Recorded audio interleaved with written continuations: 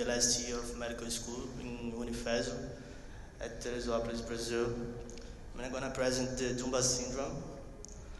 Dumba syndrome, also known as the compression of the celiac trunk, was discovered by Rajola in 1963 with further descriptions in 1965 by Dunbar and colleagues.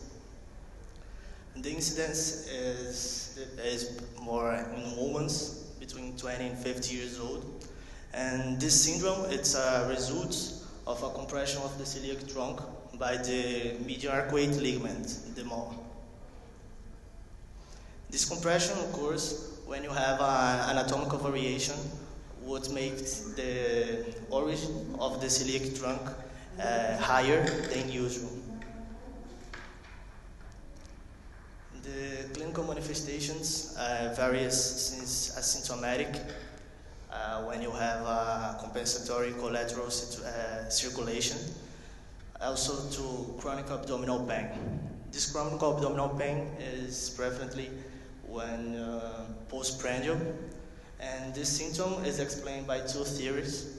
The first one is the mesenteric ischemia, what is provoked by the compression of the celiac trunk, so then you have the decrease of the blood flow, and the compression of the celiac ganglion.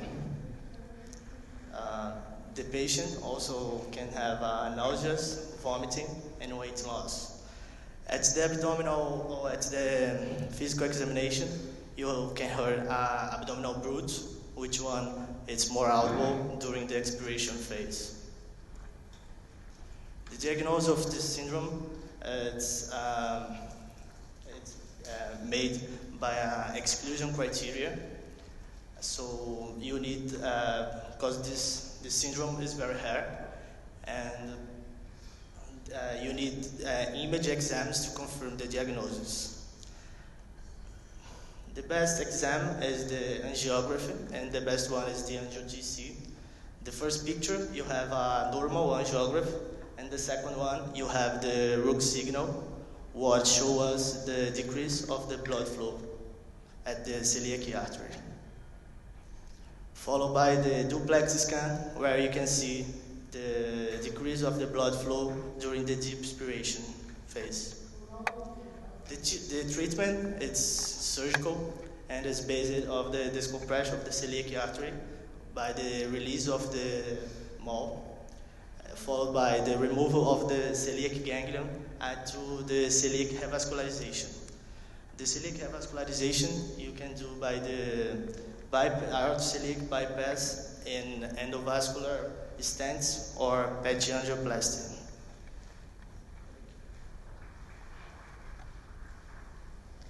Hi, my name is Monique, and I'm doing the last year of medical school at Unifeso 2. Now I'm going to present our case report. Male, 74 years old, hypertensive, obese, came to us for a routine medical examination. When related a low-intensive pain, abdominal pain, 2 in a score of 0 to 10. The knee, weight loss, vomiting, and nausea. At the abdominal exam was impaired because of the obesity, however, without abnormality. First of all, we had a long.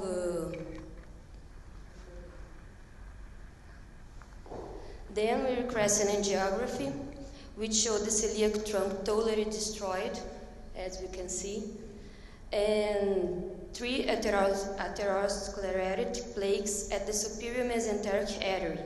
In this case, the branches of the celiac trunk were supplied by the pancreatic branches of the superior mesenteric artery. The usual collateral, then the superior mesenteric artery is open. That's why the patient had no symptoms like usual being the Dunbar syndrome. And in this case, the surgery was indicated due to the risk of a complete blood flow obstruction of the superior mesenteric artery, since it supplies the celiac trunk. So, the first step of the procedure, we have to find the right renal vein, which is anatomically under the superior mesenteric artery, and then remove the fibrosis around the superior mesenteric artery, so followed by revasculator with 3 stents. The postoperative was without complication, and the patient becomes asymptomatic since then. Thank you.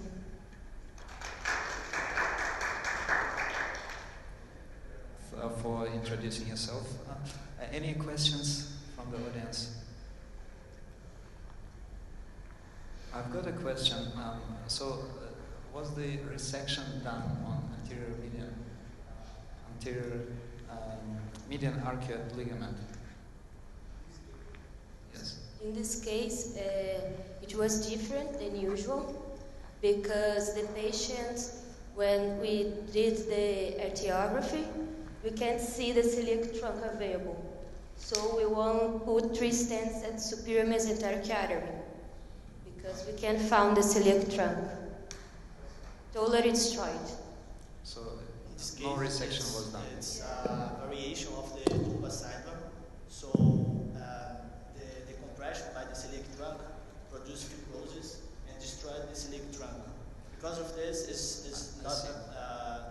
so we don't have any advantage to section. Was laparotomy done? Yeah.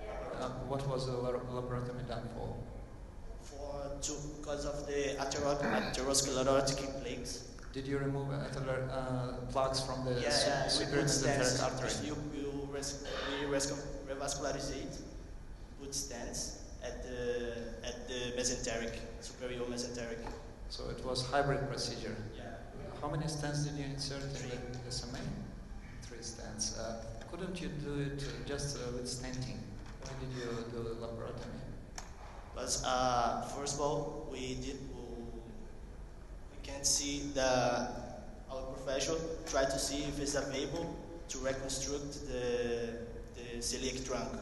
But once it's open, he saw it's not possible, so he only put the stents to stay there, to maintain the revascularization. Okay, so it was exploration, laparotomy, looked at the celiac trunk and SMA, and just ended up stenting. Yeah. That's right. Any suggestions, any comments on this case? Quite interesting, rare case. We've got, in my personal practice, I've got just 1 case of SMA syndrome.